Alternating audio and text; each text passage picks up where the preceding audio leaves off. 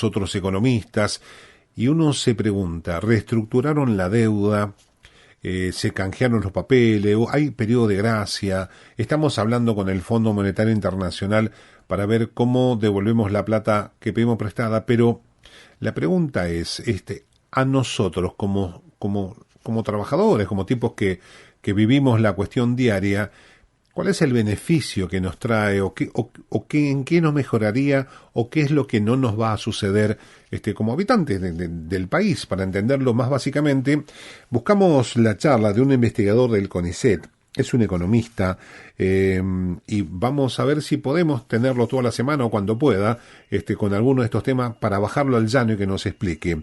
Federico Jelinski es el economista. Federico Paulino de la Radio Pública, buen día, ¿cómo estás?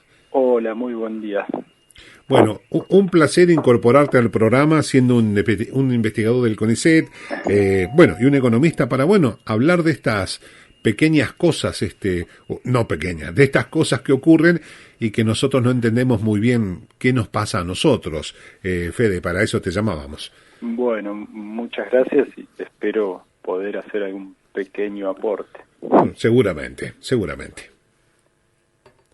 Bueno, ¿en qué nos beneficia esto que hizo la Argentina? Este canje la deuda, esto con los tenedores, con el grupo Black, con todo esto de lo que vimos, impávidos de lo que pasaba y todo el mundo se peleaba, pero en los beneficios en la vida cotidiana de la Argentina. ¿Cuál sería? ¿Cómo traduciríamos esto? Bueno, como siempre estas cosas uno no las percibe directamente y en la vida cotidiana se pierde un poco el efecto porque es algo que ocurre como en otro nivel de hechos, ¿no? Este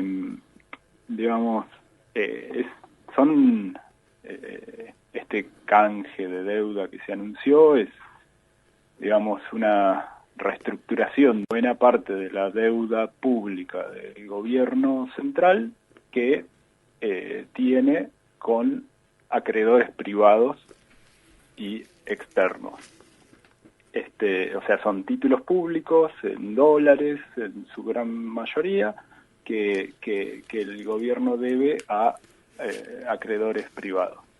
Eso es solo una porción de la deuda pública total, pero son aproximadamente 60.000 millones de dólares, que es algo que uno casi no puede dimensionar. Claro. Y, digamos, la principal ventaja es que, se alargan los plazos, o por lo menos estos primeros años, estos próximos años, este año, el año que viene y los dos siguientes, que iba a haber vencimientos, una acumulación de pagos que el gobierno debía hacer en dólares, también de cantidades así enormes, se posponen, con lo cual, los principales efectos son que en las finanzas públicas se liberan recursos que de otro modo tenían que ir hacia ese pago de esos vencimientos, y permite que el gobierno, más en un contexto como el actual, cuente con fondos para implementar políticas de asistencia, para hacer obras públicas y otro montón de cosas que después en la vida cotidiana uno le llegan claramente, pero no siente un impacto directo. Esto fue, no se acuerda que fue Claro. Gracias al canje de deuda, digamos. Esto, Federico, por ejemplo, hoy hay una primera información que dice que el presupuesto del año que viene podría tener 4 puntos del PBI de déficit. Es decir, si no tenemos que pagar vencimientos, tenemos ese desajuste, me imagino, si hubieran estado los vencimientos, ¿en qué situación estábamos? Claro, sí. Y más, claro, en este contexto donde el país venía de años de recesión, donde la actividad económica, principalmente en los últimos, después 2018-19, había caído,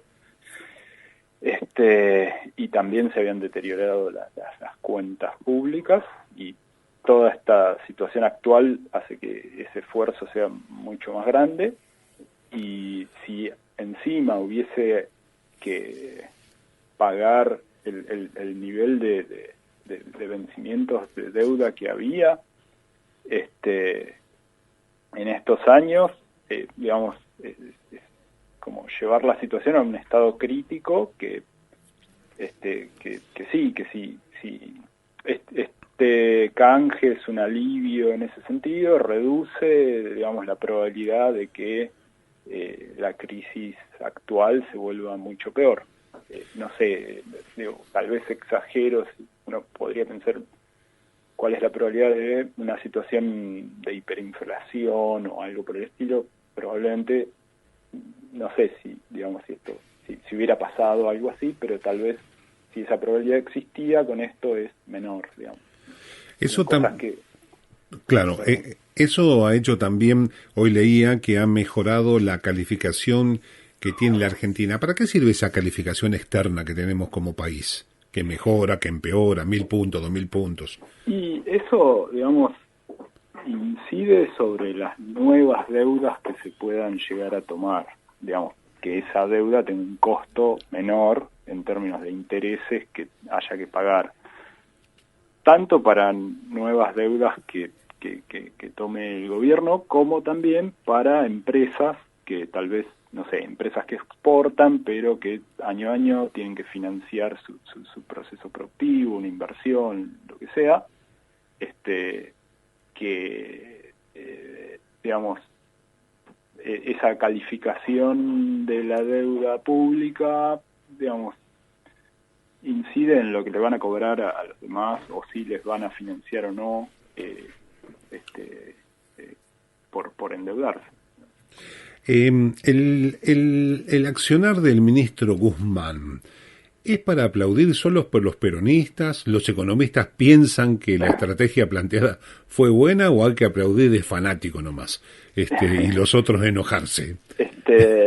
Yo, la verdad, no sé si puedo dar esa determinación. Digamos, por lo que veo, digamos, ese canje fue exitoso en la medida en que reduce el costo de financiarse, permite esta facilidad de tener algunos años con menos carga de deuda a pagar. O sea, yo creo que es un beneficio. No estamos hablando de la magnitud de digamos, los sueños que expresaba en el discurso que recién estuve escuchando un ratito del programa antes, decía Salvador Allende, en el Congreso. No, digamos, eso es algo completamente distinto, es un nivel de ambición en cuanto a la posibilidad de mejorar la situación que, digamos, hoy por hoy es muy difícil pensar en esos términos, ¿no? Parece completamente lejos de lo que podemos alcanzar, ¿no? Claro. Pero en el marco actual, digamos, es una mejora. ¿Sí?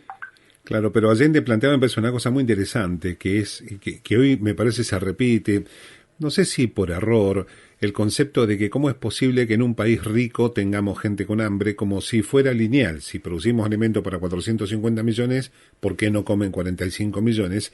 Y Allende decía, somos pueblos con potenciales de riqueza, que no quiere decir que por eso la gente deja de ser pobre, ¿no? Es algo que a veces algunos economistas de muy mala o por una cuestión política dicen, ¿cómo puede ser que en Argentina haya pobres si producimos que haya hambre si producimos alimento para 450 millones? Y debe ser porque esos pobres no tienen plata para comprar, más o menos, ¿no? Sí. Empezando por ahí, y bueno, no sé, la deuda, por ejemplo, históricamente ha jugado un papel de freno a las posibilidades de desarrollo, en el sentido de que la gente tenga dinero para comer y para muchas cosas más. Si digamos, en ese sentido, este canje da un pequeño margen para que si logramos llevar las políticas por un rumbo adecuado, se pueda mejorar la situación de mucha gente, digamos. Claro. ¿Vos sabés que vas a seguir siendo un columnista nuestro? Sí, ¿no? Ya acá estamos haciendo todo señas que sí.